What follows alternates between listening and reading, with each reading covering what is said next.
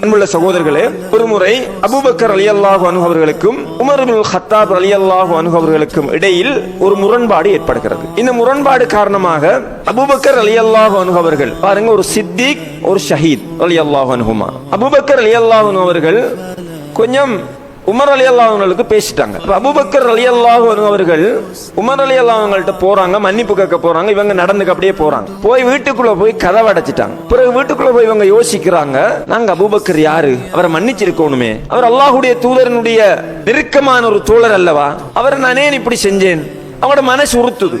சகோதரர்களே, இந்த உறுத்தல் வர வேண்டும் ஒரு மூமினிடத்தில். மனிதனுடைய இயல்பின் அடிப்படையில் சில விஷயங்கள் வரும். மன்னிக்கப்படாது, கோபப்பட வேண்டும், இவரோட சேரப்படாது அப்படின்னு வரும். ஆனால் உணர்வின் அடிப்படையில் நாங்கள் செயற்படக்கூடாது. உணர்வின் அடிப்படையில் எங்களோட மன இச்சை சொல்கின்ற அடிப்படையை நாங்கள் செயற்பட்டால் நாங்கள் இந்த ஹிதாயத்தில் இருக்க இயலாது. அந்த நேரத்தில் உமர் ரலியல்லாஹு அன்ஹு அவர்களை மீண்டும் அபூபக்கர் சித்திக் ரலியல்லாஹு அன்ஹு இடத்தில் போக வச்சது எது? இந்த குர்ஆனும் ஹதீஸும். சில பொழுதுகளில் எங்களுடைய உள்ளங்களில் முரண்பாடுகளை வளர்க்கிற போது, கசப்புகளை வளர்க்கிற போது எங்களுடைய உணர்வு அதை நியாயமாக சொல்லும்.